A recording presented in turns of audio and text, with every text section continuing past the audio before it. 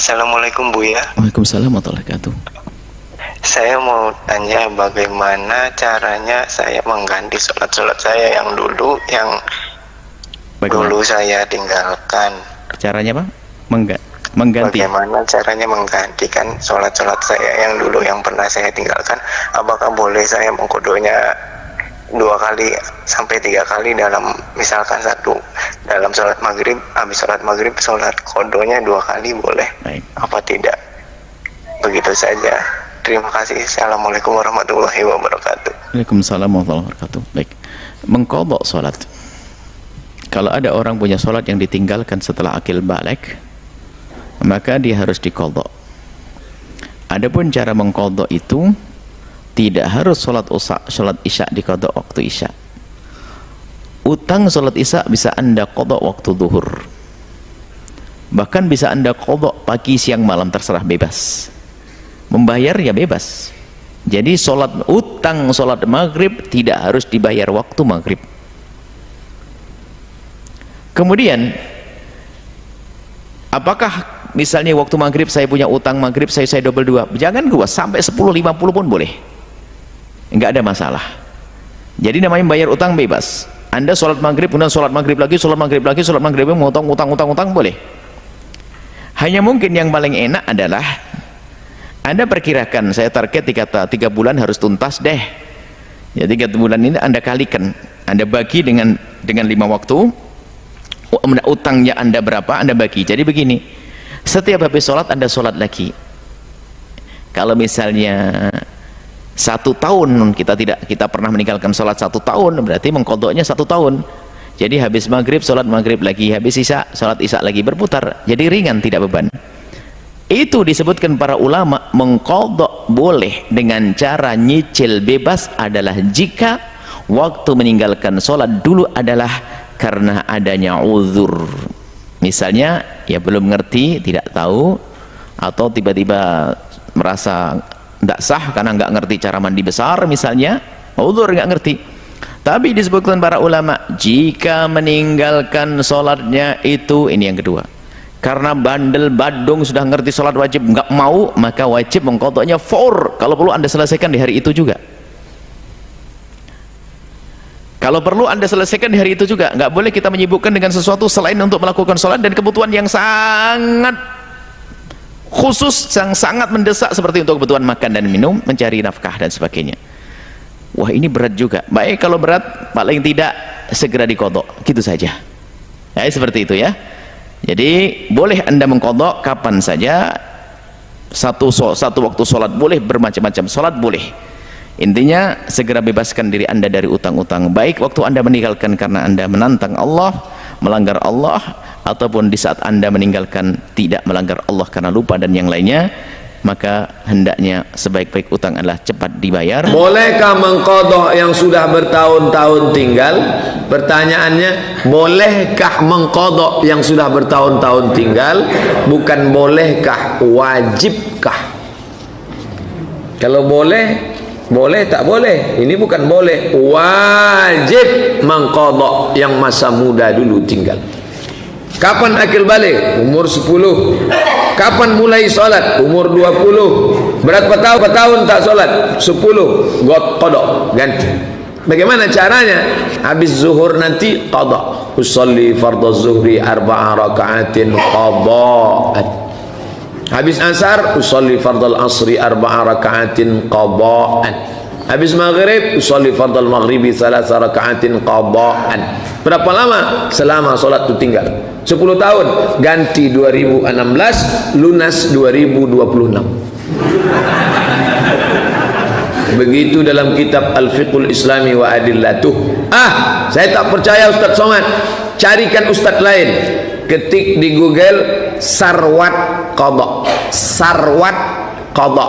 Ustaz Sarwat LC, alumni LIPIA Jakarta, menulis tentang solat qadha lengkap. Sarwat Qadha. Saya tak percaya alumni Mesir, itu alumni LIPIA, murid dari doktor-doktor dari Saudi Arabia, tentang solat qadha. Wajib diqadha. Solat menurut 4 mazhab Hanafi, Maliki, Syafi'i, Hambali. Saya menyampaikan solat qadha ini sudah lama. Pertama kali pulang, saya sampaikan di Masjid Akramun Nas. Difitnah orang saya. Dia ngomong di radio, kata dia Somad itu sesat, menyampaikan hadis palsu. Datang jamaah ngasih rekamannya ke saya MP3. Coba Ustaz dengar baik-baik. Somad itu sesat, menyampaikan. Saya tak mau berkelahi. Saya tulis makalah lebih kurang 50 halaman. Saya beri ke Dr. Saidul Amin, pimpinan Muhammadiyah.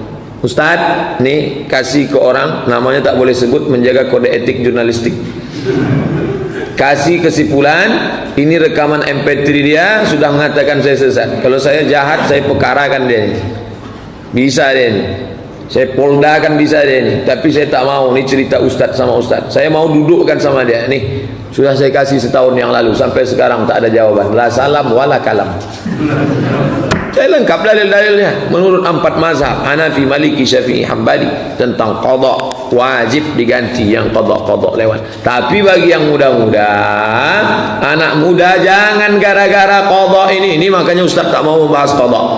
Jangan gara-gara qada ini dienteng-enteng salat. Main futsal dari jam 3 sore sampai jam 8 malam. Kok kenapa tak salat? Alah, rapel aja nanti. Oh, tak bisa. Man taraka sholata muta'ammidan, siapa yang meninggalkan salat secara sengaja, faqad kafara jihara, kafirlah dia secara nyata.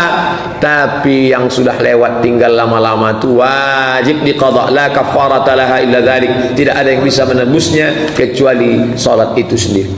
Assalamualaikum warahmatullahi wabarakatuh. Waalaikumsalam warahmatullahi wabarakatuh. Semoga Ustaz dan keluarga serta seluruh tim Mira Institute selalu berada dalam lindungan Allah Subhanahu wa taala. Semoga Allah Subhanahu wa taala memberikan perlindungan terbaik kepada Anda dan keberkahan di tempat Anda beraktivitas, dan semoga Allah memercikan keberkahan dimaksud pada kita semua. Baik, Ustaz izin bertanya, apabila di masa lalu pernah lalai dalam menjalankan solat, lupa ya beberapa kali, apakah wajib diganti ataukah cukup dengan bertaubat kepada Allah? Karena saya pernah mendengar tidak boleh melaksanakan solat sunnah sampai semua solat yang pernah ditinggalkan diganti. Tapi saya juga pernah mendengar cukup bertaubat kepada Allah dan berjanji tidak akan mengulangi lagi. Mohon bimbingannya Ustaz. Allah barik fi. Baik, seorang yang pernah bermaksiat, apapun itu jenisnya, baik maksiatnya terkait dengan Allah, bermaksiat kepada Allah secara langsung.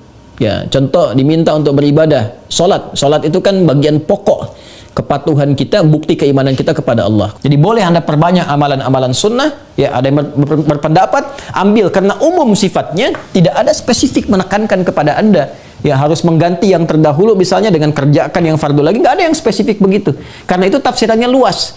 Ya, kaidah berkata sepanjang umum tidak ada takhsis, maka jangan ditakhsis.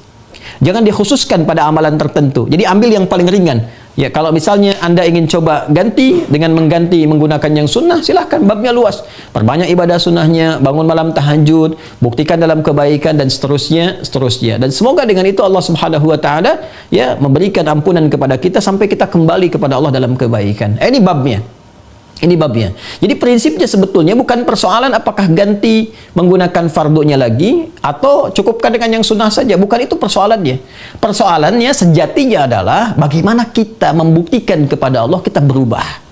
Dan babnya luas. Ya. Jadi kalau Anda kemudian ingin memperbanyak yang sunnah, silahkan. Perbanyak sunnahnya, tunjukkan merubah. Sedangkan yang kemarin sudah kita mohonkan kepada Allah, minta diampuni, terampuni. Ya, Allah berikan kepada kita diampuni dan seterusnya. Ya, jadi kalau Anda ingin pilih kemudian untuk mengulang kembali, dikiaskan solat di saat ingatnya, ya, orang lupa saat ingatnya, pada waktu ingatnya dia itu solat. Ya, orang tertidur bangun saat bangunnya dia itu solat. Misalnya ada orang tidur dari subuh, kemudian dari sebelum subuh dia tidur, bangun dia jam 10 misalnya kan. Ya, baru ingat dia belum sholat subuh, maka saat ingatnya itu dia kemudian menunaikan sholatnya. Nah, ini dikiaskan kepada keadaan seperti itu, ya, kemudian dia tunaikan. Adapun orang-orang yang kemudian dia ingin memilih, saya ingin perbanyak yang sunnahnya saja, tak ada masalah.